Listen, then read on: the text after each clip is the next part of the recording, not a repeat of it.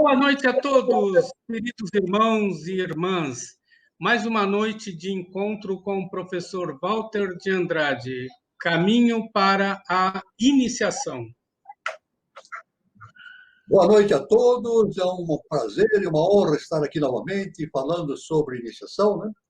E no nosso encontro Caminho para a Iniciação, juntamente com o nosso irmão, querido irmão Carlos Nascimento, nosso irmão Alan, né? E sempre dizendo que o nosso encontro é caminho para a iniciação. Ou seja, jogamos sementes, tratamos de assuntos para que aqueles que quiserem seguir o caminho da iniciação, então se filiem a uma escola iniciática, né, para fazer essa trajetória. E a pessoa vai escolher a escola que mais lhe seja afim, né? Mas nós convidamos para que os amigos, aqueles que quiserem seguir a iniciação, né, se entre em contato com a Sociedade Brasileira de Obiose, então tem lá todos os recursos para seguir o caminho da iniciação, né? E sempre lembrando, como eu sempre falo, né, que o caminho da iniciação segue 3 caminhos, conforme o nosso querido professor e mestre, professor Henrique José de Souza, né? Justamente segue o caminho do templo, da escola e do teatro. É isso? O templo, com todos os processos ritualísticos, mantras, etc., né? Que atualmente não dá para ser feito presencialmente pela situação, mas voltaremos logo, né? Mas é feito pela internet. E a escola é para divulgação e estudo dos conhecimentos iniciáticos e o teatro é justamente para a aplicação prática de todo aquele conhecimento que aprendemos no templo e na escola, né? Então, assim é o caminho. Eu quero também, inicialmente, eu digo que todos essas lives que nós temos aqui no Caminho Encontro para a Iniciação ficam disponíveis na internet, né? No YouTube, né? É só acessar lá no Facebook ou então no canal 3005, né? Pelo Facebook também está lá as divulgações. Além disso, também, quem quiser entrar no canal que eu tenho no Facebook, chamado Filosofia Transcendental Cósmica, é só colocar o meu nome inteiro, né, que é o mais fácil, né?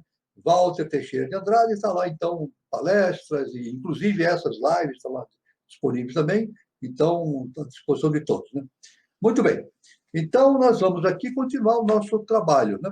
Nós estamos nessa fase tratando sobre a questão da tradição e da revelação, fazendo essa dicotomia, né, entre a tradição, que é o ensino que ficou gravado no passado, né, e a revelação é justamente aquele processo de ensinamento que os nossos mestres nos trazem a respeito das etapas futuras que nós temos que alcançar como seres humanos e como civilização como um todo, né?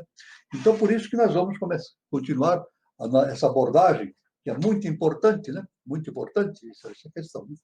Eu quero dizer que vamos começar dizendo que Manas é o reflexo da mente cósmica no ser humano. É a própria manifestação de Para-Brahman e Brahma na face da Terra. E essa projeção é contada pela mitologia grega como ação de Prometeu, que trouxe o conhecimento divino, oferecendo ao homem. Então, aí já entramos na questão dessa mitologia, do Prometeu, que é muito importante. Realmente é fundamental esse mito, né? Conforme essa mitologia do Prometeu acorrentado, como se chama, né? Antes da criação do mundo, existia uma situação denominada caos. Onde não havia definição das coisas, contudo se encontrando num estado latente de indefinição, numa mistura informe, inativa e amorfa.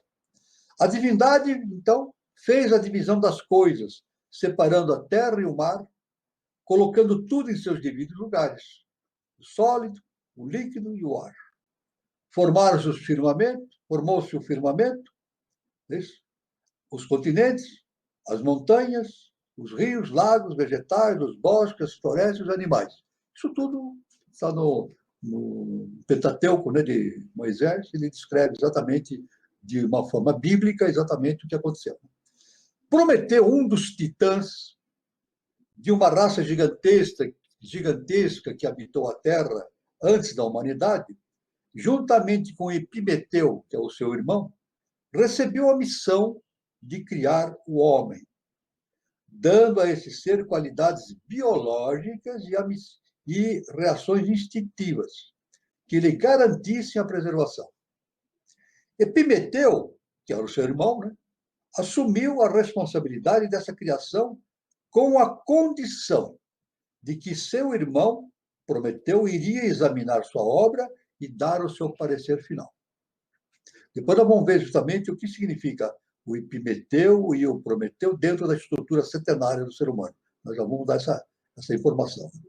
O homem foi criado a partir do limo da terra, como um ser à semelhança dos deuses, que anda erecto, diferentemente dos animais, que olham permanentemente para o chão. Não, os animais olham só para o chão, por serem quadrúpedes, né? Diferente dos animais que olham para o chão, por serem quadrúpedes, ergue a cabeça. O homem ergue a cabeça, né, para o céu e contempla o que existe para além do seu mundo, no céu e nas estrelas. O ser criado, entretanto, não possuía a qualidade do discernimento, esse ser criado por Prometeu. Para completar a obra, Prometeu, com a ajuda de Minerva, a deusa Minerva, foi à mansão dos deuses. A Minerva também é a deusa da sabedoria, né? Deusa da sabedoria. Ele foi à mansão dos deuses, nos céus, roubou o fogo divino e trouxe aos homens escondido num bastão oco, dentro de um bastão. Esse bastão era oco, com 7 nódulos. Também tem uma explicação, um bastão oco com 7 nódulos. O fogo divino veio dentro desse bastão. Surge o ser humano, então. Porque aquela criatura surgida inicialmente sem racionalidade, né? Que o ser humano, né? Não era ser humano ainda, né? Passou a entender o que se passava ao seu redor e a exercer o quê? O livre-arbítrio. Recebeu a possibilidade de exercer o livre-arbítrio. A possibilidade de escolher livremente os seus caminhos. Com essa dádiva, né, do livre-arbítrio, o homem tornou-se inteligente e adquiriu a potencialidade de igualar-se aos deuses. Então, foi extraordinário essa criação. Surgiu a humanidade, justamente o momento de criação da humanidade. Agora, tinha um senão, no caso. Era Zeus, que é o senhor dos céus. Né? Zeus, o Deus Supremo, o senhor do Olimpo, mas ele disse que essa mitologia é uma mitologia grega, né? Chamado de Júpiter pelos romanos, ficou muito contrariado com essa atitude de Prometeu e resolveu vingar-se. Ele ordenou uma mulher chamada Pandora a ter uma atitude muito específica. Esse nome Pandora vem do grego, onde Pan significa tudo ou todos, e Dora quer dizer dom.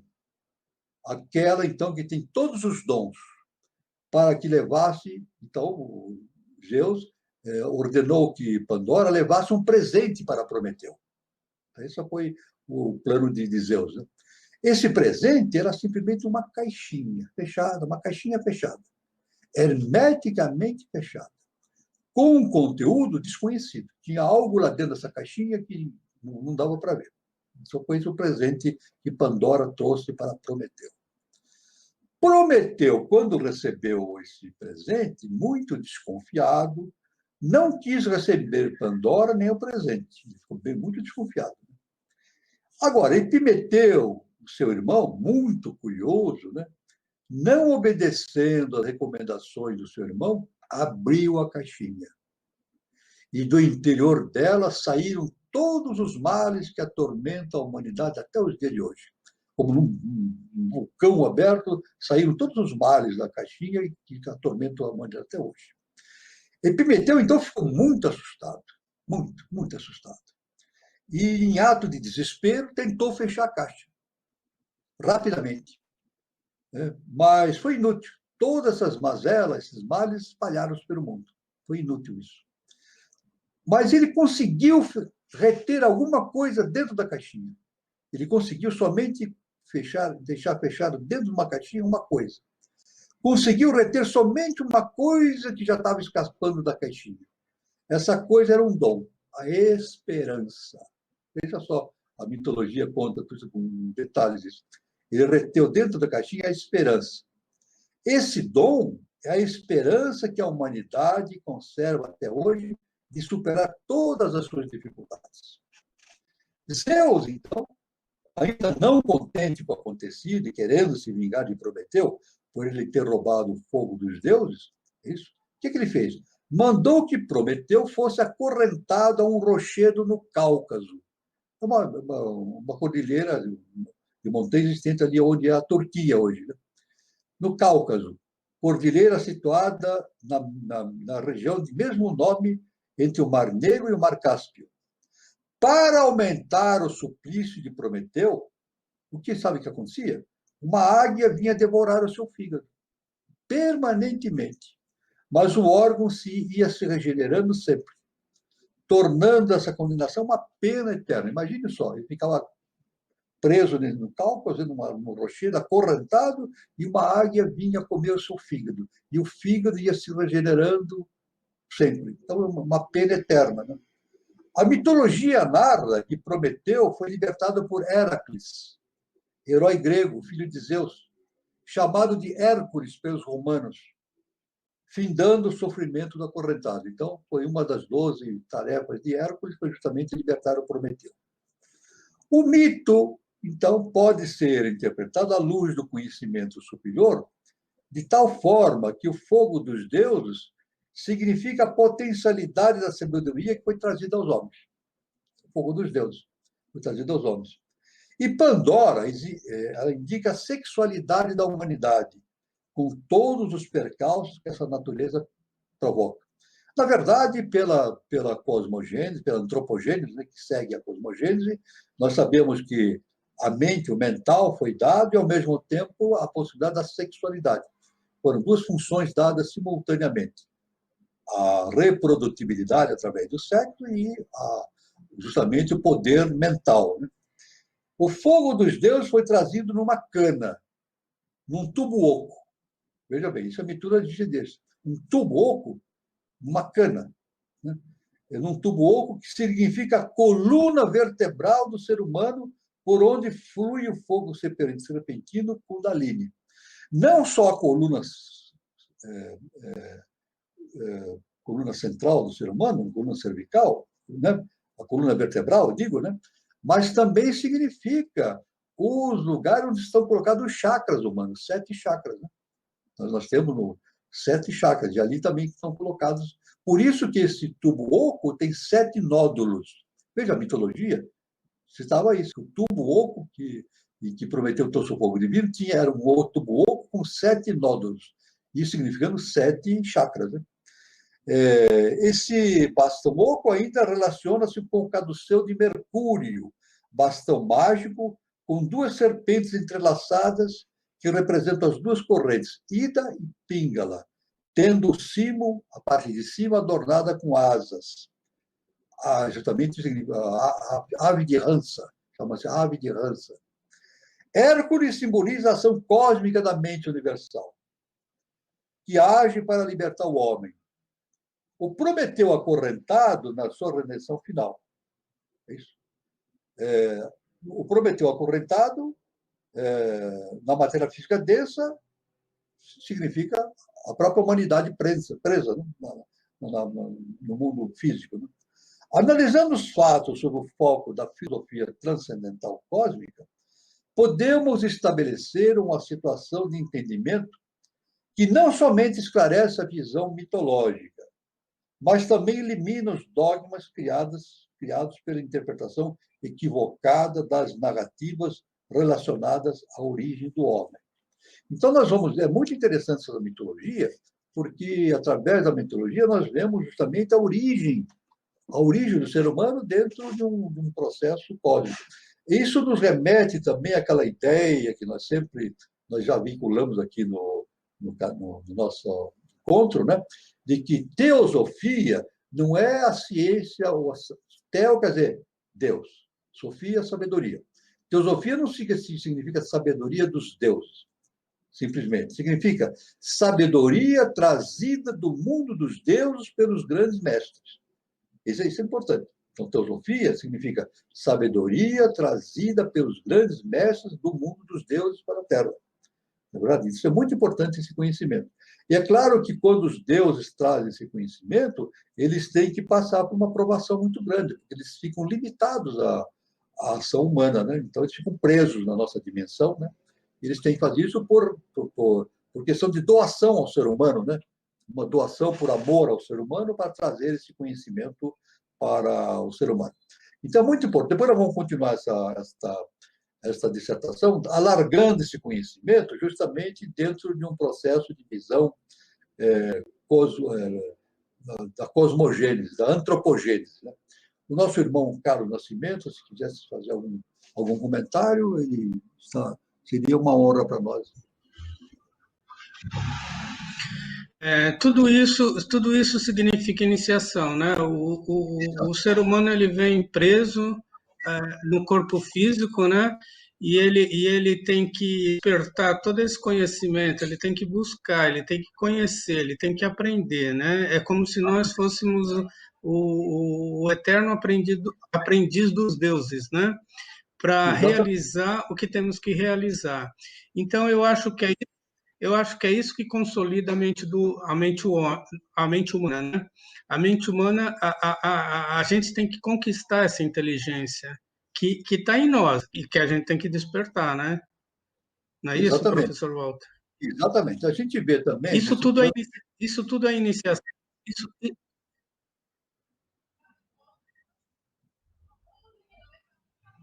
Isso tudo é iniciação, né, professor Walter? Exatamente. Então, nós vemos que, no cenário evolutivo, nós vemos que a divindade ela fornece as bases, né? Mas os componentes, as consciências que compõem o universo, tanto as consciências mais inferiores como as mais superiores, têm que trabalhar nesse sentido. Né? Então, aí a gente vê que, no processo evolutivo, nós temos aqui, nós na Terra, como seres humanos, né? Tentando entender o universo através do autoconhecimento, e é somente através do autoconhecimento que nós temos acesso a essa verdade interna e a verdade universal, e também os mestres, né? Circulando pelo universo superior e inferior, eles fazem essa ligação, trazem esse conhecimento do superior para a Terra, né? Para que a gente consiga, evidentemente, absorver esses conhecimentos e evoluir. Também é importante que esses mestres tragam esse conhecimento, porque, veja bem, a questão da revelação. Porque nós não podemos entender o conhecimento divino diretamente, porque a nossa consciência não consegue atingir um estágio de entendimento para entender a divindade. Então, os mestres, sim, eles traduzem nossa linguagem aquilo que está no plano superior. Esse é o grande papel dos mestres, né? Através das suas revelações. Então, eles tornam acessíveis para nós aquele conhecimento, eles traduzem na nossa linguagem. Aliás, o nosso mestre, professor Henrique José de Souza, diz que cada mestre, ou avatar, ele age numa tônica. E essa tônica está ligada ao quê? À condição de um país, à condição da humanidade em si, à condição cultural, histórica, etc. Então, o momento é uma tônica específica para cada ciclo. Então, nós temos Moisés teve uma tônica, Jesus o Cristo teve a tônica, Siddhartha Gautama uma tônica, a HPB teve Helena Petrovna, outra tônica, e o nosso mestre, o professor Henrique de Souza, tem uma outra tônica que nós verificamos, que é uma tônica ligada ao futuro, ao terceiro milênio, justamente a produção de uma nova civilização e assim por diante. Então, nós vemos a importância desse processo cooperativo entre todas as consciências. Então, nós não podemos, no processo da iniciação, não é questão de ficar parado esperando o conhecimento, não. Por isso que iniciação significa início da ação. Sim? Iniciação significa início da ação. Início da ação no sentido de procurar o conhecimento, bater na porta. É isso?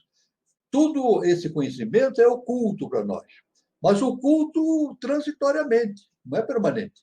No momento que a pessoa se dispõe a entrar nesse conhecimento, bate na porta, a divindade abre essa porta e, evidentemente, a pessoa vai conhecer esse mundo oculto cada vez mais profundamente. É por isso que muita gente acha estranho que as escolas iniciáticas denominam-se escolas ocultas. Mas não é oculta de estar escondido, não está escondido. Está oculta para aqueles que não querem entrar, não querem bater na porta. Não é isso? Então, por exemplo, secreto não existe nada de secreto. A gente fala muito em coisas secretas, sociedades secretas, conhecimento secreto, mas, na verdade, no universo não existe nada secreto. Nada que seja secreto que não possa ser atingido. Existe o oculto. Aquilo que está oculto à nossa vista, porque enquanto nós não tivermos a capacidade e o entendimento do processo da iniciação, iniciar a ação para penetrar nesses conhecimentos. Isso é muito importante, então, essa atividade intensa, tanto dos mestres como dos discípulos, no sentido do progresso espiritual. Né? É claro que os mestres, quando eles fazem isso, como nós já falamos, os mestres são seres do futuro. Eles vivem já o futuro.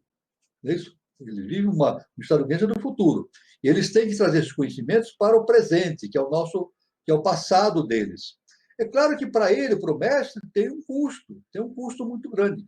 Normalmente, o que acontece com o mestre? Ele tem que reencarnar, né? Ele tem que reencarnar, não, porque ele está livre do processo kármico, né? Ele tem que encarnar num corpo físico para, evidentemente, fazer a transmissão do conhecimento. E isso, para o mestre, realmente é uma limitação muito grande. Ele tem que ter uma limitação muito grande. Mas isso o mestre faz obedecendo à maior lei que existe no universo, que é o amor cósmico, a lei da doação. Então, o mestre vem e doa o conhecimento. É isso?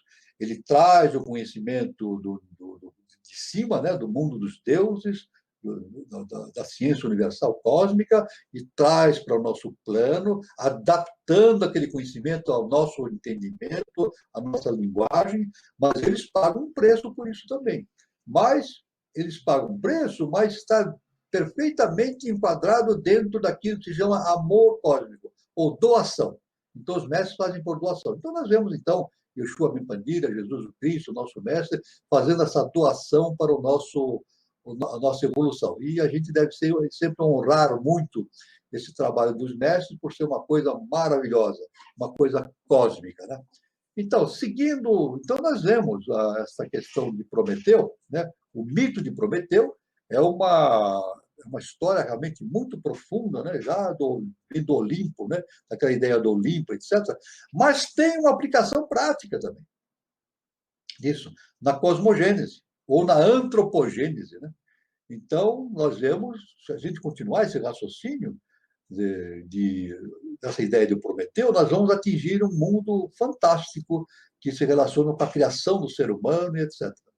Nós verificamos que o Egito recebeu levas de imigrantes vindas de um continente em processo de desaparecimento sob as águas do Oceano Atlântico. Continente esse denominado Atlântida. A raça atlântica começou há cerca de 220 milhões de anos. Teve o seu apogeu em torno dos 55 milhões de anos.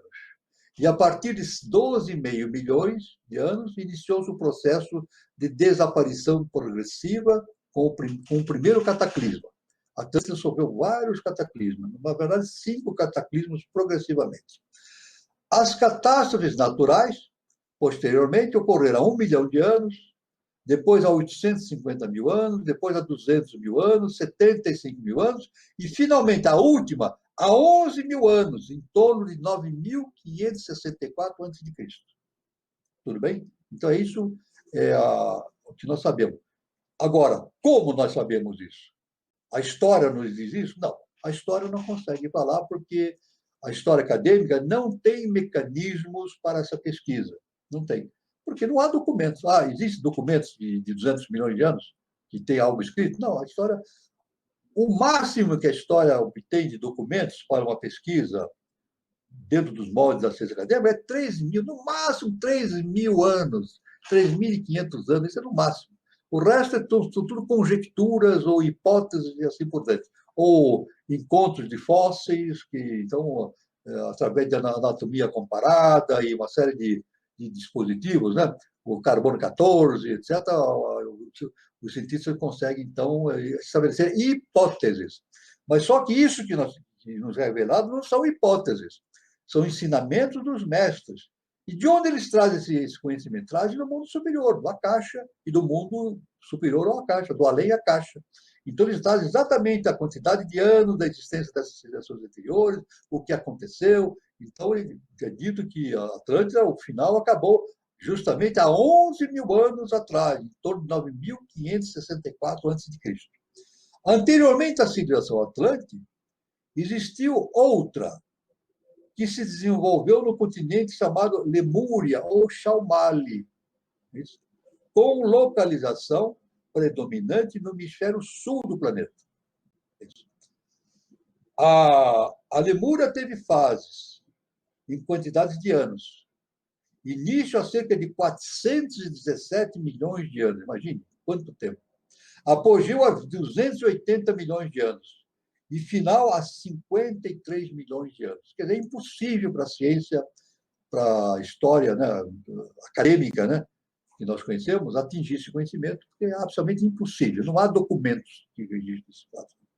Então, nós temos que os lemurianos, sempre lembrando que a Lemúria, ela dominava grande parte, em parte, o hemisfério sul do planeta.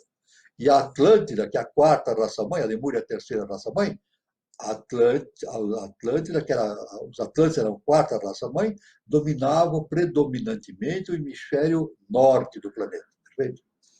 Os lemurianos eram de estatura colossal e de uma compleição física, uma estrutura física vigorosa, pois viveram em épocas muito primitivas, desde a era primária, ou paleozoico, entre o Siluriano e o Devoniano até a era terciária, ou Cenozoico, entre o Paleoceno e o Eoceno. Na era secundária, o Mesozoico, nos períodos Triássico e Jurássico, aí parte do Cretáceo, tiveram que se ver à frente com répteis gigantescos, os dinossauros. Então, os lemurianos eram seres gigantescos, e como os dinossauros eram gigantescos também, eles conviviam juntos, né? Claro que se entrechocando, né? Se entrechocando esses dois seres, né? Esses dois tipos de seres no mundo físico. Devemos dizer, pelo conhecimento iniciático, também nos é passado pelos mestres, que naquela época a gravidade terrestre era menor. É isso? Era bem menor do que hoje. Hoje a gravidade é mais intensa. É claro que hoje seria impossível existir um dinossauro. Seria um animal tão grande. Veja, sabe qual é o tamanho do dinossauro? A altura de um prédio de 4 andares. Entendeu? Um prédio de 4 andares é a altura de um dinossauro. E 10, 15 metros de comprimento. Agora, era impossível um animal desse viver no nosso tempo com a nossa gravidade, né? Não haveria condições orgânicas e biológicas para a existência. Então, naquele tempo, a gravidade era menor. Na primeira fase da sua história, dos lemurianos, eles possuíam um sistema nervoso desenvolvido, o que possibilitava a existência de sensibilidade em seus corpos e certo nível de inteligência já tinha se manifestado. Não muito diferente de um animal comum, tanto que entre eles não havia diferenças notáveis. Agiam de maneira coletiva, basicamente instintiva, conseguindo produzir edificações e outros elementos, como ferramentas e utensílios. Todos viviam da mesma forma, sem diferenças entre si. E isso deveria ser modificado por motivo dos planos de evolução ditados pela mente cósmica. Isso, então, isso aí foi um processo, nós estamos citando esse processo, porque vamos entrar agora no conhecimento, né? Seguindo essa mitologia de Prometeu, já entrando na questão da geração das raças, etc. Isso é muito importante. Para eu não ficar falando sozinho também, vamos pedir para o nosso irmão Carlos Nascimento, né, para enriquecer o nosso. Senão eu fico só falando eu sozinho, não fica. O nosso irmão, professor, ele tem um conhecimento profundo a respeito de obra, ele vai enriquecer mais ainda. Então, professor, todo esse período que vem antes, né, a Lemúria, tudo isso foi arquétipo do que a gente está vivendo hoje, né? Então, o homem graças a tudo isso que o homem veio com o dom da inteligência, né? Mas ele tem que conquistar o conhecimento, despertar essa inteligência em benefício próprio e de toda a humanidade, né? E é isso que a gente está fazendo aqui. E, professor, e aproveitando que o senhor falou também de Prometeu, a gente tem algumas anotações, o Eduardo Nunes nos lembra, né? Uma curiosidade, né, que Prometeu em sânscrito tem uma relação com Pramanta, né? Ah, E foi o início de um novo Pramanta, né? Tudo isso claro. acontece justamente no início do novo Pramanta, né? E a nossa irmã Carol Borges lembra o seguinte: Prometeu é o que vê antes, e Epimeteu é o que vê depois, né? Então, um é a polaridade do outro, né? Então, Exatamente. um trabalha em relação ao outro, né? Exatamente. E Nós tem, podemos. Perfeito. fala. Não, Não, aproveita. aqui tem mais Também, mais pode um falar. comentário. Aí o senhor fala tudo junto. Tem um irmão nosso, Guilherme Gazelli, que fala o seguinte: a iniciação se unir com a terminação no agora, pois aquele que crê em mim jamais morrerá. Aí o senhor aproveita e tenta tudo isso. O senhor quer que eu repita, professor? Pode repetir, porque deu uma falha aí no sistema, viu? Pode Então, repetir. o irmão Guilherme ele faz uma ponderação. Ele diz o seguinte: Pois não. iniciação se unir com a terminação no agora, pois aquele que crê em mim jamais morrerá. Exatamente. A iniciação é justamente um processo de expansão da consciência, né? Mas justamente por uma ação interna, né? De autoconhecimento, né? E o autoconhecimento, agora, existe essa parte. Quem crer em mim jamais morrerá. Agora, crer em quem? É muito mais do que crer, né? Ter consciência da divindade, né? Então, na iniciação, é básico que nós temos que tomar consciência da divindade que existe em nós. Da divindade que existe em nós. Nós, nós, nós somos deuses. Eu que estou falando? Não sou eu que estou falando. Jesus, o Cristo, falou isso, está no Evangelho. Vós sois deuses. Ele repetiu isso que está justamente nas Escrituras antigas, né? O Salmo 82, né? O Salmo 82 fala sobre isso. Né? Somos deuses, mas somos deuses esquecidos. Então, nós temos que trabalhar para trazer esse Deus para fora. Então, agora, é claro que no termo, no sentido evangelho, fala-se em crer, né? Mas no sentido, na nossa tônica atual de entendimento, né, pela teosofia, a gente pode dizer que é entender a nossa situação interna, entender que nós somos deuses. Agora, se eu crer que eu sou Walter, eu não vou a lugar nenhum. Os irmãos devem entender isso, né? Então, se eu crer que eu sou o Walter, eu não sou o Walter. Eu sou o Walter? Eu não sou. O Walter é uma maia. Assim como todos são maiávicos. Por exemplo, eu não sou um ser humano. Isso pode parecer um absurdo se eu falar isso numa rádio ou escrever no jornal. Eu não sou um ser humano. Eu estou passando pela experiência humana. É diferente. Estou passando pela experiência humana. Já passei pela experiência mineral, vegetal, animal, todos nós passamos. Né? E na Lemúria, justamente, foi o momento em que todas aquelas consciências transitaram do reino animal para o hominal. Então, deixaram de ter a vivência animal para ter a vivência hominal.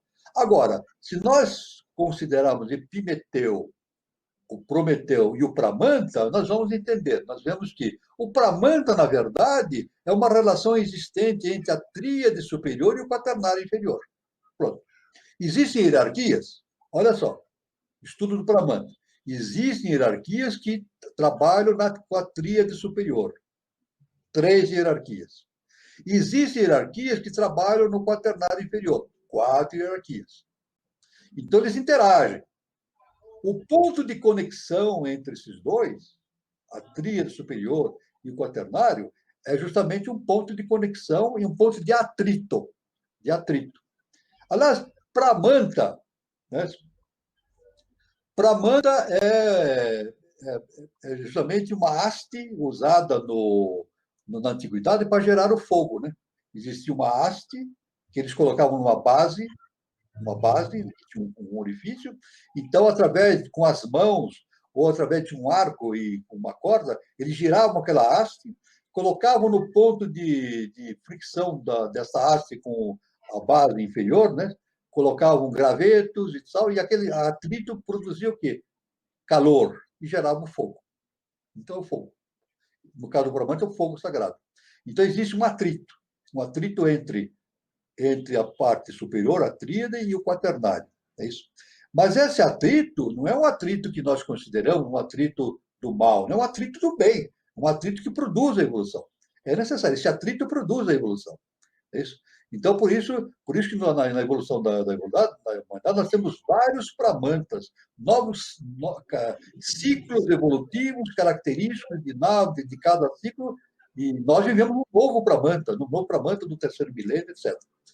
Então, a tríade superior e o quaternário. Com relação a Prometeu e Epimeteu, vamos entender. O Epimeteu era o irmão de Prometeu. Então, nós podemos classificar os dois dentro do setenário humano. O Prometeu, nós podemos dizer que é a tríade superior. E o Epimeteu é o quaternário inferior. Perfeito? Então, o Epimeteu é a parte humana. É isso? A parte humana. A personalidade. E o Prometeu é a tríade. Tanto que na hora da caixinha, quando Pandora trouxe a caixinha, o Prometeu, como tem uma consciência superior, ligada à tríade superior, ele sabia que algo estava escondido dentro da caixinha e não devia abrir. Mas o Epimeteu, que era o seu irmão, que é do quaternário, ele ficou muito curioso, porque a curiosidade é muito característica do ser humano. Não é verdade? A curiosidade é muito característica da personalidade. O ser humano é muito curioso, mas eu quero dizer o seguinte, olha, a iniciação não é curiosidade. A curiosidade não leva a nada. Eu sempre digo para os alunos, quando eu estou dando aula, baseado nesses todos os conhecimentos que eu tenho tido através dos anos, com o nosso mestre, o professor Henrique de Souza, o seguinte, a curiosidade ela termina com a sabedoria. Que a pessoa, por exemplo, suponhamos, a pessoa entra numa linha iniciática, numa escola iniciática, por curiosidade, chega uma hora que a curiosidade dele é satisfeita e ele sai. Já sei o que está acontecendo, é isso, é aquilo, ele tira umas conclusões equivocadas e sai da escola iniciática. Então, a curiosidade realmente não leva a nada. É isso? Ela satisfaz apenas os interesses da personalidade. O caso do Epimeteu, né? Ele teve curiosidade para saber o que tinha dentro da caixinha. E, quando abriu a caixinha, saíram todas aquelas infelicidades dentro da caixinha. É claro que, então, a gente vê que as infelicidades do ser humano são provocadas pelo próprio ser humano. A mitologia é bem clara. As infelicidades do ser humano é produzida pela própria ser humano, quando abre aquela caixinha, que por curiosidade ele quer saber, mas sem um conhecimento profundo de iniciação. Né? Então, isso é muito importante, essa ligação entre Prometeu e Epimeteu, que nos dá essa relação entre a nossa tríade superior e o nosso quaternário inferior. Não são diferentes, fazem parte do mesmo setenário. Né? O quaternário e a tríade. Né? E, no sentido geral cósmico, formam o Pramanta também. A fricção entre esses dois produz luz, calor, revolução, e assim por diante. Então, a gente vê que é algo fantástico. Né? A gente lê essas revelações nas entrelinhas, mas por trás, entre as linhas, a gente vai vendo o significado cósmico de todo esse processo que existe nesse caminho iniciático, que coisa fantástica. Né?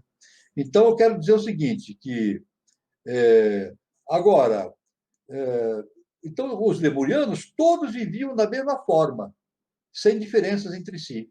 E isso deveria ser modificado por motivo dos planos da evolução ditados pela mente cósmica. Então, a mente cósmica queria, evidentemente, fazer diferença nisso. Né?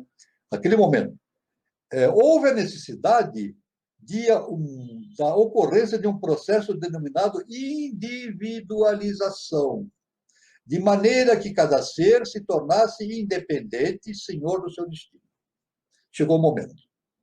O lemuriano era instintivo. Eles construíam casas, construíam cidades, mas como os animais fazem, né? O João de Barro, né? O João de Barro não faz a casinha dele, instintivamente, faz a casinha dele, e os animais criam os seus ninhos, né? Fazem os seus ninhos, né? Tecem os ninhos, né? Fica bonito aquele ninho, né? Mas é tudo instintivo, não tem mente, instintivamente. Assim os lemurianos faziam também.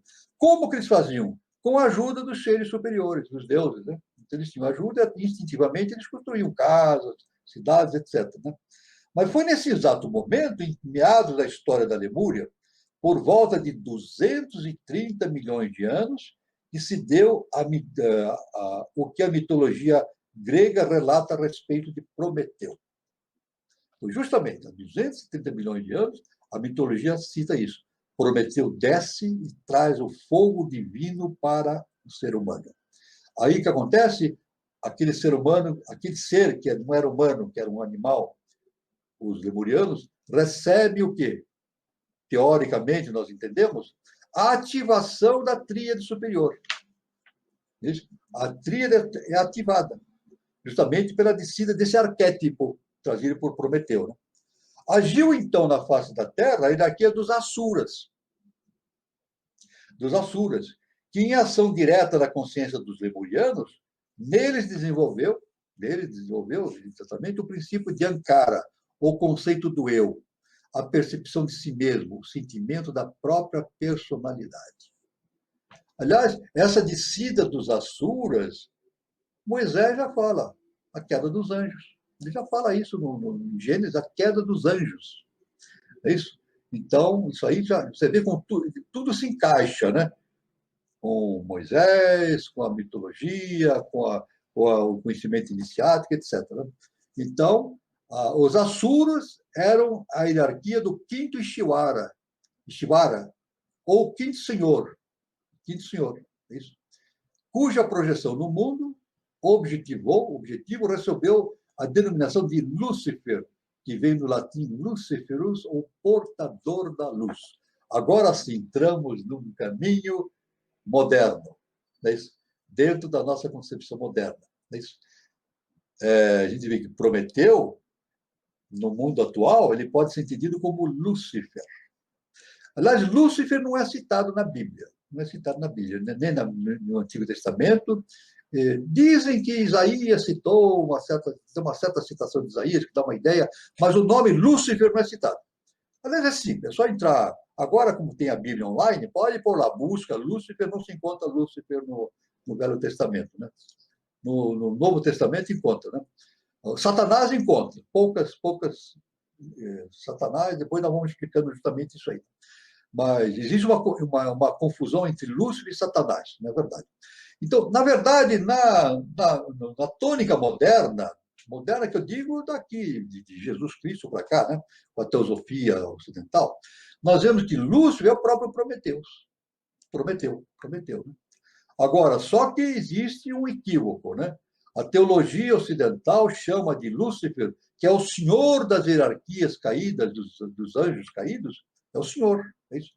E chama de Lúcifer como o príncipe das trevas. Totalmente equivocada. É uma visão equivocada da nossa teologia ocidental. Equívoco por dois motivos. Primeiro, porque Lúcifer não é o senhor, é o senhor da luz. Lúcifer quer dizer o portador da luz. Foi ele que gerou a humanidade. A humanidade foi gerada por Lúcifer. Olha que coisa interessante. Por quê? Porque Lúcifer é projeção do quinto senhor. É isso? Abaixo do segundo trono, nós temos 7 senhores. É o quinto senhor. Nós estamos no quarto dia da criação, no quarto momento, o quarto sistema evolutivo.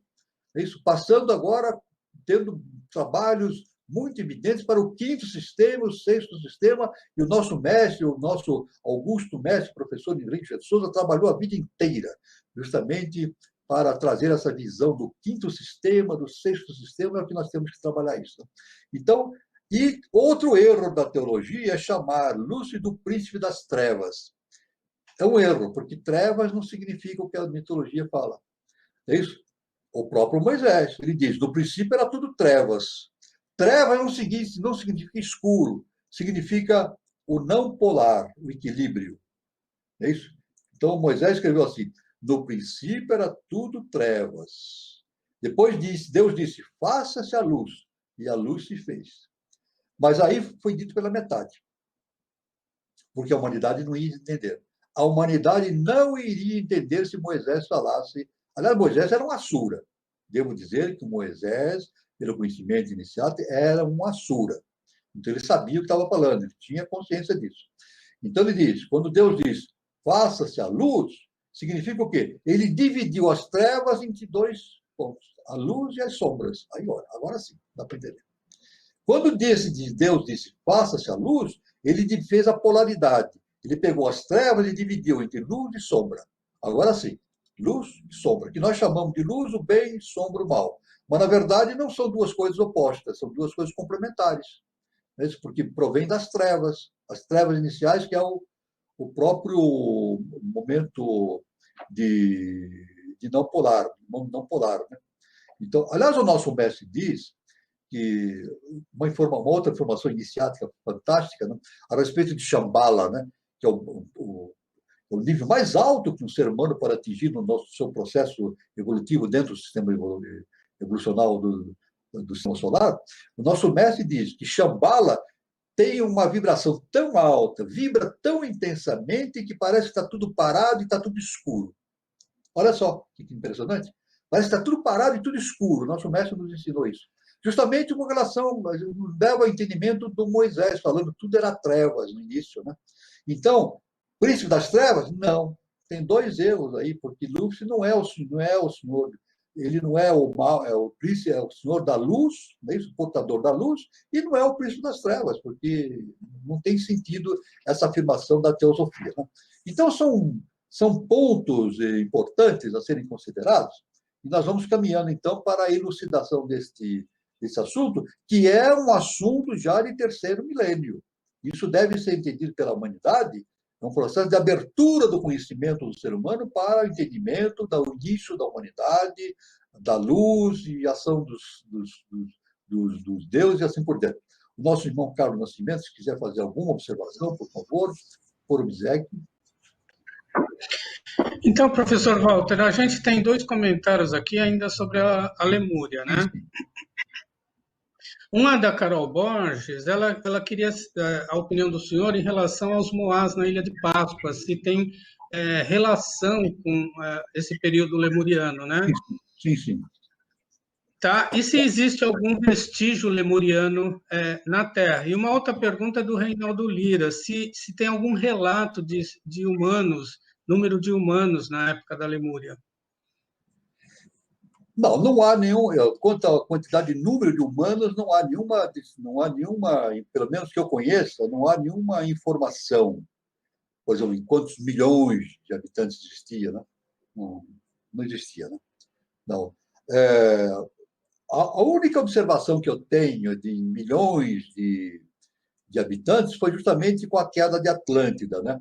Aí o nosso mestre, o professor Henrique de Souza, cita documentos em que dizem que na Atlântida morreram rapidamente 64 milhões de atlantes. Ele dá esse número. Né?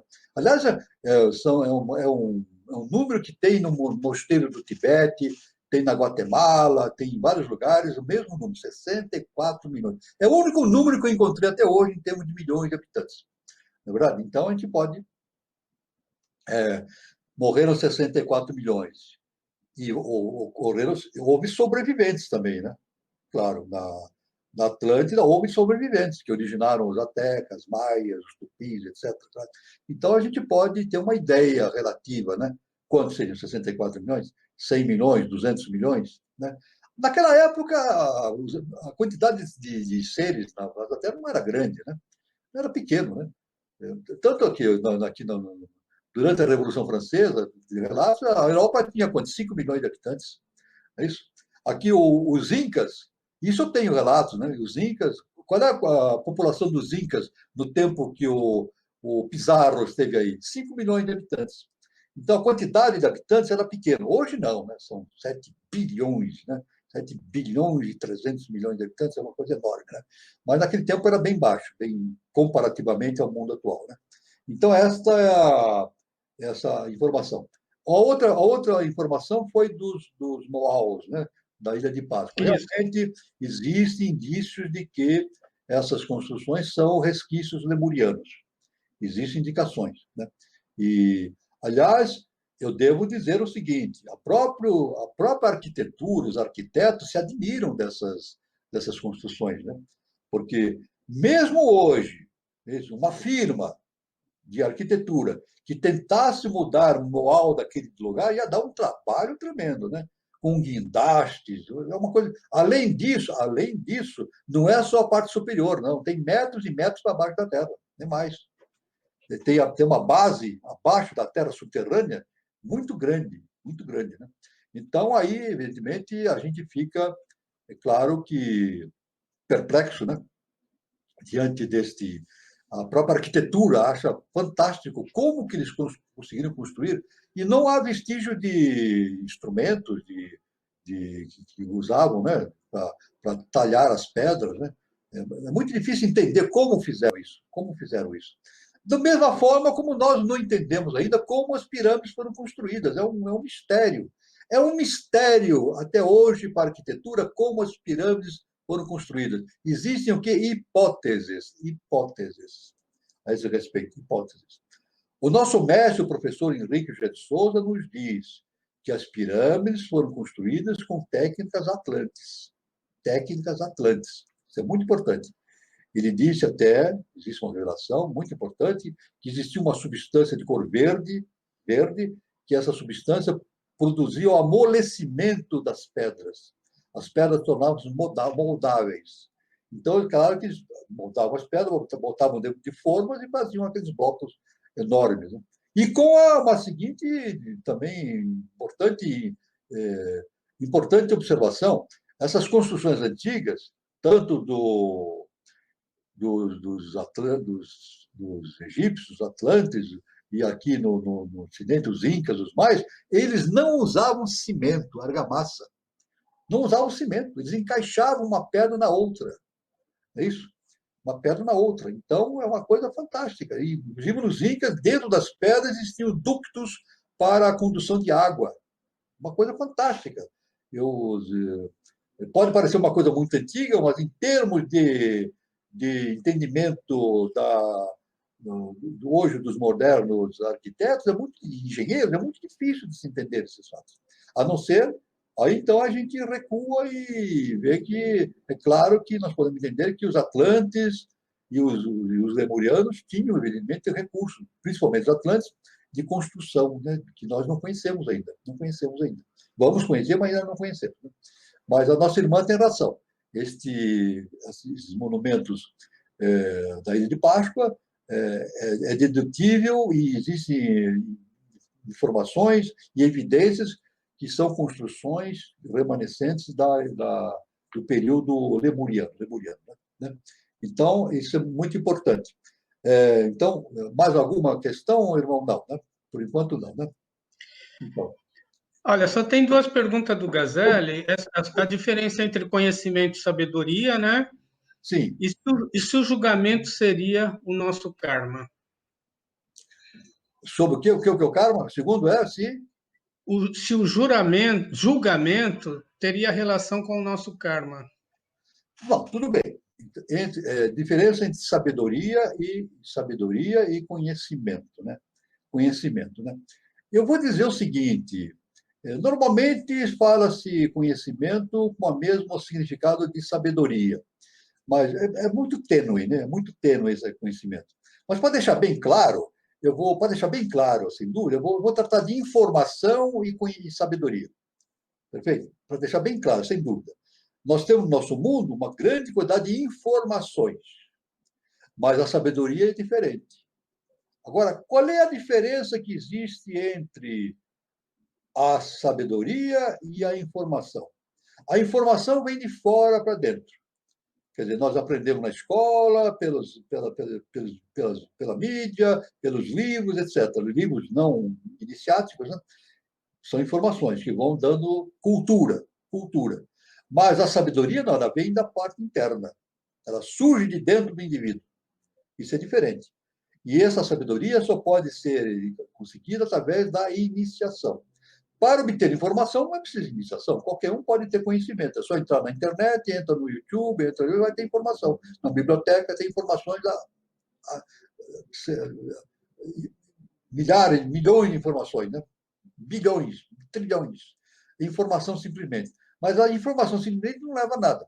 O que leva justamente a sabedoria. Mas a sabedoria é o resultado de uma transformação interna. E outra coisa, quando o indivíduo adquire a sabedoria, ele torna-se livre. Livre. Agora a gente pergunta, aí vamos falar do julgamento. Já vamos falar do julgamento, a ligação com o julgamento. A gente diz assim, por que o indivíduo, quando torna-se sábio, torna-se livre? Jesus o Cristo. É só ver Jesus o Cristo. Ele diz assim, conhecereis a verdade e a verdade vos libertará. Olha só que impressionante. É muito difícil de entender isso sem se usar o conhecimento iniciático. Jesus falou, conhecereis a verdade e ela vos libertará. Conhecer a verdade, o que é? Conhecer o que está dentro de nós, sabedoria. Conhecer o que está dentro de nós? Deus. Pronto. O que está dentro de nós? Deus. É isso? Conhecer Deus dentro de nós. Isso dá sabedoria. Então, está lá no templo de Apolo, né? Da antiguidade, né? Templo de Apolo, está lá. E, conhece a ti mesmo e conhecerás os deuses e o universo. Então Jesus fala isso, né?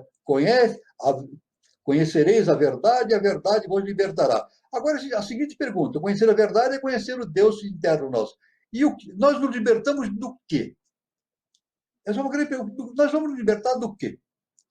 É muito, pela ciência iniciática, pelo conhecimento, nós sabemos, nós nos libertamos de nós mesmos. A liberdade é de nós mesmos. Não é verdade?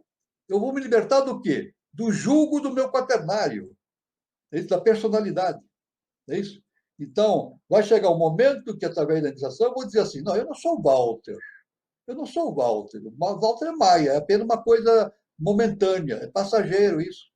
Não é verdade? É uma personalidade. Agora, o que existe dentro de mim, existe dentro de todo mundo, é o Deus interno de cada um de nós. Então, quando Jesus diz conhecereis a verdade, quer dizer, conhecerás o Deus interno, a verdade interna que tem dentro de si, e você se libertará do jugo de Maia, né? Da sua própria ilusão interna que tem. Né? Agora, o julgamento, claro, o julgamento está ligado com o karma. Não é isso? O karma gera o julgamento. Aliás, nós temos no universo dois tipos de lei, né? O karma e o dharma. É isso? O karma é a lei universal que rege os destinos do ser humano. E o dharma são as leis universais que regem o comportamento das hierarquias, dos mestres. Só que o dharma não é ligado com o karma, é ligado com o comprometimento dos mestres com a lei universal. Então, ele segue a lei do dharma. E a lei do karma, não. É uma lei de ação e reação. Então, é claro que os julgamento é derivado da lei do karma. É isso? São julgamentos pessoais de cada um, ou julgamentos coletivos da humanidade, ou de civilizações, de países, de grupos, etc. Então, realmente, a resposta por irmão é isso. Existe uma ligação entre o karma, é isso, e os julgamentos que se originam através do karma. Julgamentos pessoais, individuais e coletivos. Tudo bem? É assim que é a coisa. Né? Então, o mental superior, uma vez ativado por Lúcifer, né, produz a ativação da tríade superior, dando impulso para a realização da alma superior, Manas Buddhi, e, como consequência, o procedimento de ativação de Atman, como decorrência natural do desenvolvimento dessa alma superior. Essa é a função do quinto Ishvara, né, do quinto senhor. Prover a humanidade da consciência espiritual pela abertura do processo mental em direção dos planos cósmicos superiores. Ou mais, trazer para a face da Terra, para a intimidade da natureza humana, o germe mental que levará o homem através de etapas posteriores às alturas inconcebíveis para nós da mente cósmica, de Mahat. Para que o quinto Ishvara pudesse realizar sua missão cósmica, agora veja bem, muito importante, hein? Para que o quinto Ishvara pudesse realizar, né, a sua missão, foi necessário que da sua consciência emanasse uma projeção em direção do plano físico denso da Terra. Essa projeção da sua consciência chama-se planetário. Portanto, definindo, planetário é o que está manifestado encarnado, e o Shuara é o que está manifestado. Essa projeção conhecida na Terra é conhecida pelo nome Lúcifer. Aí está. É isso. Então, o quinto Shuara, antigamente, era Luzbel. O nome dele era Luzbel. Hoje é Arabel. Luzbel. É claro que Luzbel, o quinto Shuara, ele tinha essa missão de produzir esse avanço na humanidade, já no processo cósmico. Só que ele mesmo não pode reencarnar. Ele mesmo, o Luzbel, não pode encarnar num corpo físico, porque é uma energia muito intensa. O nosso irmão saiu, né? Nosso irmão Carlos saiu momentaneamente. Ele não pode reencarnar porque ele tem... Não há corpo humano que consiga suportar uma energia tão intensa, né? Então, voltou, está voltando, está voltando. Nosso irmão. Então, ele projeta de si uma projeção chamada Lúcifer. Então, dentro do conhecimento iniciático, o Luzbel, o quinto Shuara, significa o Yushiwara, né? O hálito de Deus. É isso? E Lúcifer é o planetário. O que é o Lúcifer? É o psicomental. É o psicomental do quinto Ishwara. É claro que Lúcifer pode assumir um corpo físico. Então, ele desceu. Ele era o chefe da hierarquia dos anjos, anjos caídos. Moisés já cita aí, né? Os anjos caídos, ele era o chefe. Então, Lúcifer, na verdade, é uma hierarquia toda, né? Que se encarna em corpos físicos. Ele assume corpos físicos, não é verdade? Então, aí está o próprio Prometeu acorrentado na rocha, no Cáucaso. Aí está o significado. Por que Prometeu foi acorrentado na corda, na rocha? É o Lúcifer, porque ele desce para a face da Terra, ele é acorrentado no plano físico. Ele desce do mundo dos anjos e tem que sofrer as injunções do mundo físico. Ele torna-se, inclusive, prisioneiro do tempo, passado, presente e futuro, e fica aprisionado ao tempo. Hoje ele já conseguiu se libertar disso. O nosso médico falou que atualmente já se libertou disso, né? Mas ele ficou preso ao tempo, ao espaço e ao tempo, né? Então, esta explicação de Lúcifer, na realidade, diferentemente daquilo que a teologia ocidental prega, né? É claro que a teologia ela segue o dogma. O teólogo, né, da Idade Média inventavam dogmas que eram compatíveis com a pregação que eles faziam, então faziam coisas a seu bel prazer. É a parte da personalidade, né? Não tem nada a ver com conhecimento iniciático, a parte da personalidade. Por essa razão, então, que Lúcifer, em latim, significa o portador da luz. Podemos entender que esse planetário traz para o homem a luz do mental, a possibilidade do entendimento superior. Olha que coisa incrível, né? Então, quem criou a humanidade foi Lúcifer. Lúcifer, né? Aliás, no próprio Jardim do Éden, aquela serpente que tentou... Não teve a serpente? É isso? O Jeová disse para Eva, não coma daquele fruto no centro do Jardim do Éden. Não pode, é proibido comer aquele fruto, árvore do conhecimento. Depois, mais tarde, apareceu uma serpente se enrolando, e falou para Eva, não, pode comer que não vai fazer mal, você vai viver eternamente. E Eva seguiu o conselho dessa serpente. Lúcifer, justamente, essa serpente é justamente Lúcifer. Na verdade, é a projeção do quinto. Veja bem, muito claro, né?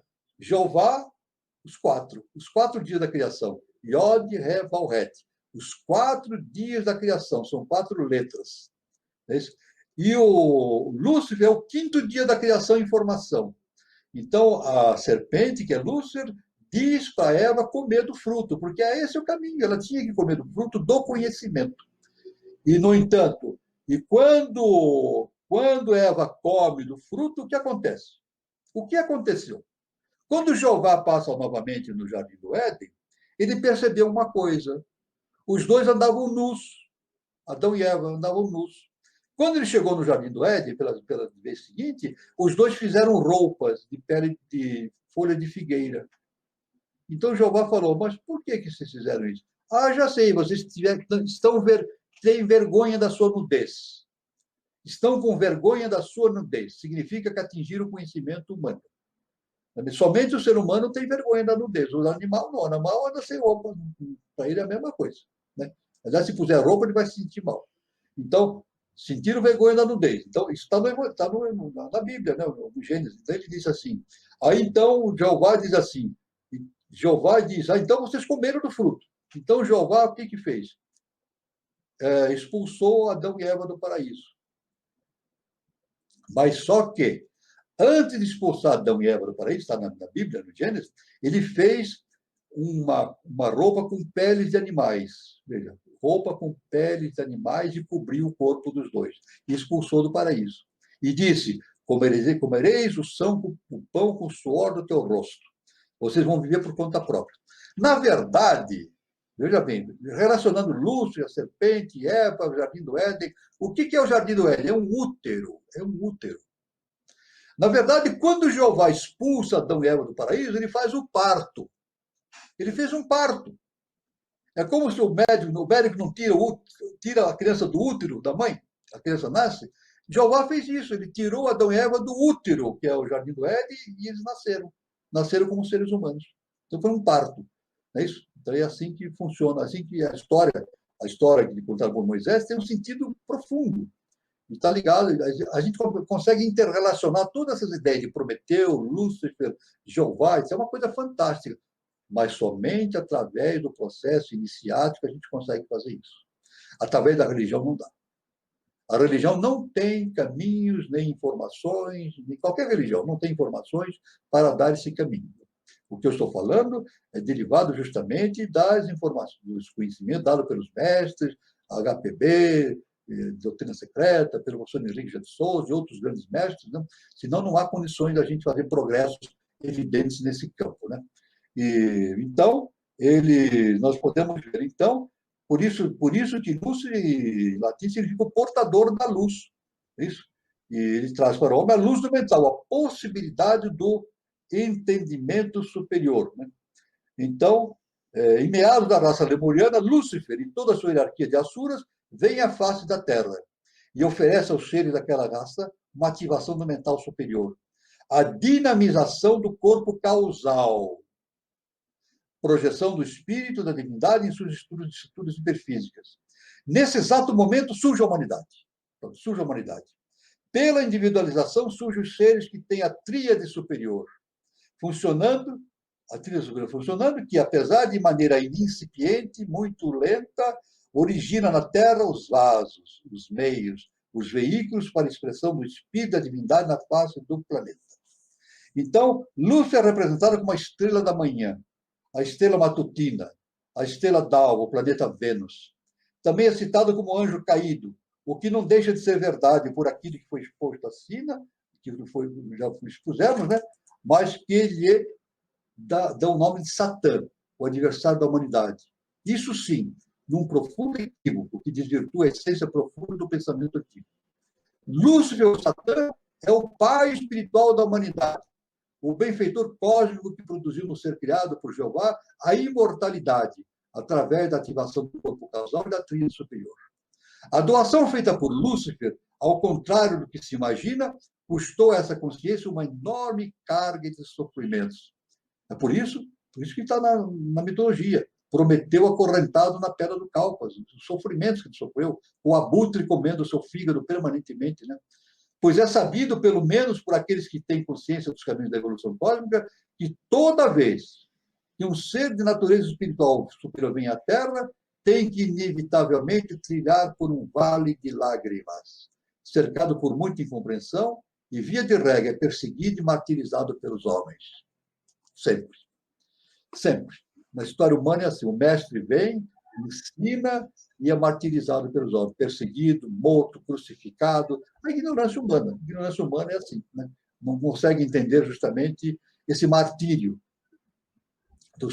desses seres superiores que dão esse conhecimento todo por amor universal, por amor à humanidade. Os seres humanos, agora, estão vivendo um momento muito importante da sua evolução. A de expandir sua consciência, a partir da mente para atingir a maioridade espiritual. E essa transformação tem seu fundamento no propósito da identificação da sua natureza interna com a natureza do universo transcendental. Ou seja, desenvolver veículos para que a mente cósmica possa se manifestar plenamente nos mundos físicos densos. Então, isso aqui é uma importante conclusão. Da mesma forma que os mestres nos trouxeram os conhecimentos, nós temos o dever cósmico, esse é o dever do ser humano, de também sermos veículos desse conhecimento para os outros irmãos. Isso chama-se amor cósmico, amor universal.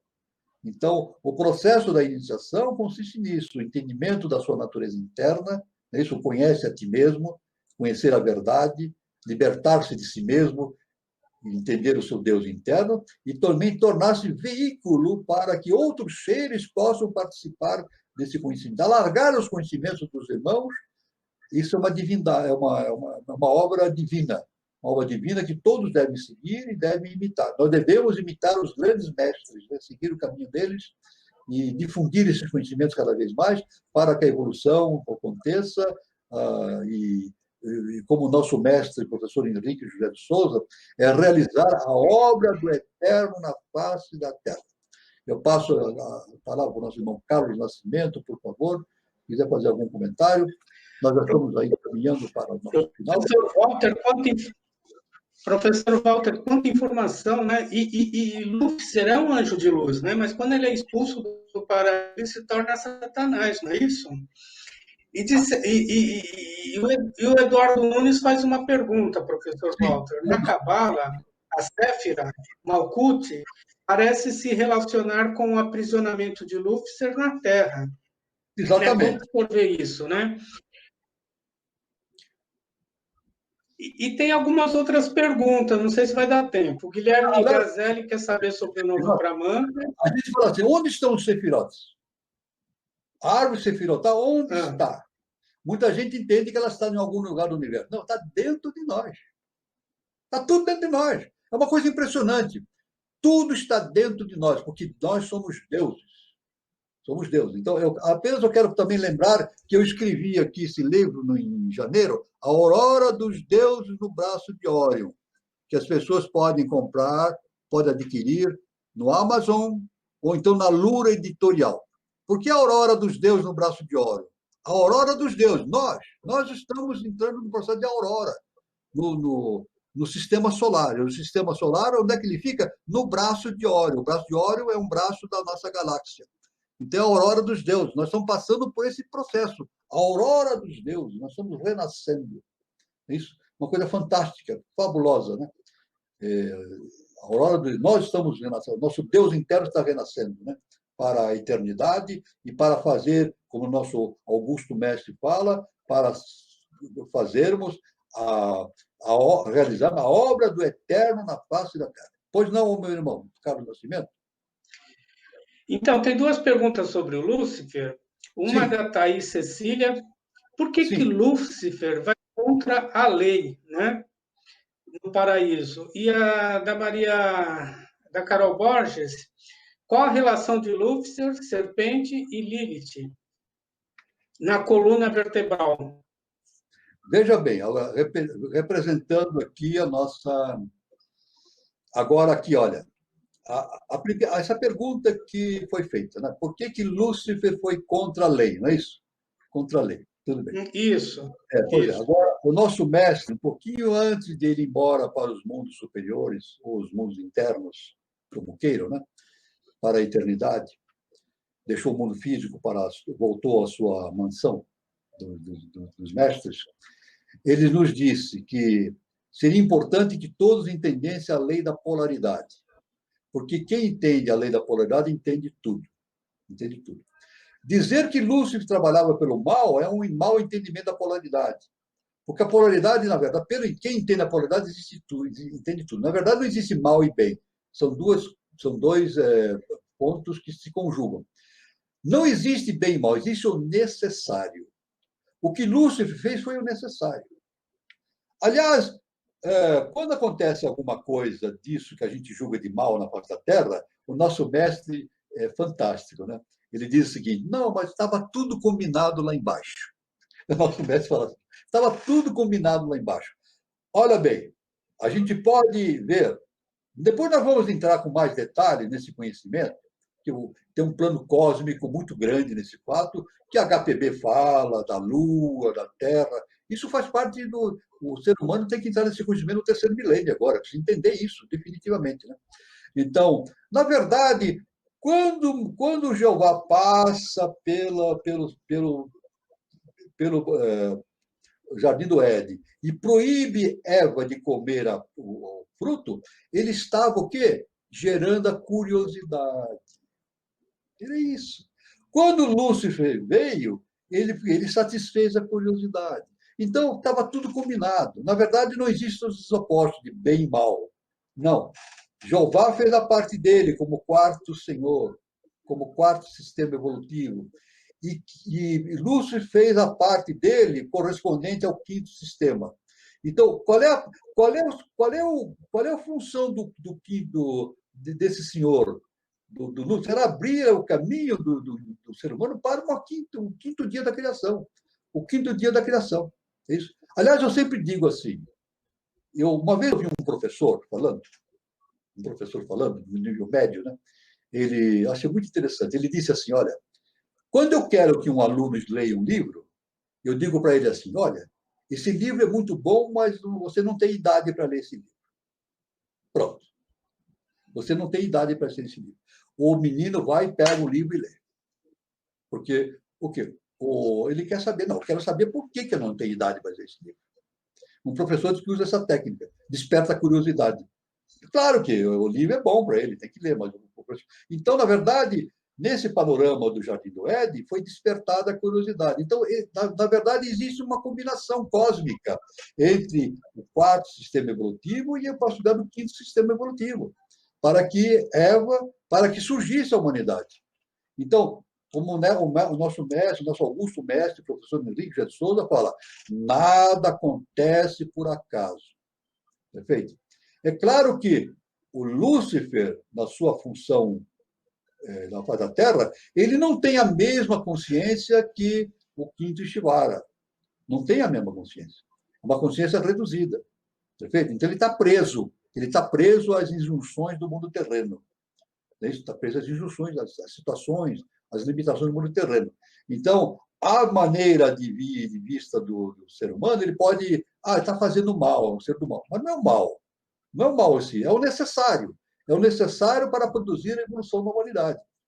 Isso tem... depois nós podemos, mais tarde, em outras...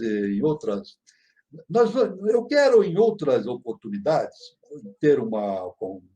lançar um assunto sobre a questão da polaridade. Estudar bem. Nós já vimos também as leis herméticas, né? Eu já fiz uma palestra aqui sobre as leis herméticas, mas eu quero fazer um encontro falando sobre a polaridade, que é um assunto vastíssimo e que elucida muito essa questão. Então, na verdade, o Lúcifer não estava fazendo mal, fazia parte do plano evolutivo. Fazia parte do plano evolutivo. O Eterno estava... arquitetou tudo isso. Porque, veja bem, se não for da vontade do Eterno, não acontece. Não acontece. A lei é justa e perfeita. Tudo que acontece, acontece porque o Eterno permite. Ou a gente pode julgar que acontece alguma coisa que o Eterno não permita? A gente pode entender isso? Alguém pode entender? Se ele é tudo? Não. Tudo que acontece, o Eterno permite. Permitiu. Porque se não fosse permitido, não aconteceria. Não é verdade? Então, se foi permitido e a lei é justa e perfeita, então tudo ocorre de acordo com o processo evolutivo para a evolução da humanidade. Só que nós, seres humanos, nós estamos ligados à lei da polaridade. Nós ficamos sempre ligados ao bem e o mal. O nosso mestre sempre fala isso. Quem pensa sempre no bem e o mal não tem possibilidade de entender o dever. Ele disse, quem fica ligado ao bem e o mal, ele perde tempo. Então, tem que superar isso. Superar isso e começar a entender o quê? O necessário para a evolução da humanidade. É uma coisa muito importante. Pois não, irmão Carlos Nascimento? Então, professor, a gente está chegando próximo do final. Sim. E eu queria aproveitar a oportunidade para agradecer a audiência, tá? Muita gente, professor, parabenizando o senhor pelas respostas, pelas explicações, tá? Muita gente elogiando. Agradecer o pessoal que tem prestigiado de vários cantos do Brasil e do mundo, tá? E eu queria também pedir para vocês prestigiarem o canal 3005, se inscrevam no canal 3005, tá? E eu queria também informar a nossa roda de conversa. Fala, professor. Não, eu só vou ficar devendo para a irmã Carol Borges a questão de Lilith. É muito extenso, né? Mas eu posso dizer que Lilith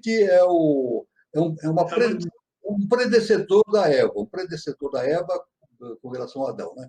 Mas em próxima oportunidade a gente entra nesse assunto, que é um assunto muito vasto, mas está gravado. Nós vamos entrar nesse assunto. Nós vamos dar continuidade nesse assunto, né? E vamos abordar justamente isso. Eu lembro do senhor. Nossa querida irmã Carol Borges. Isso. Muito interessante. Muito. Mais uma vez, Oi? Pois não? Mais uma vez agradecer a todos, tá?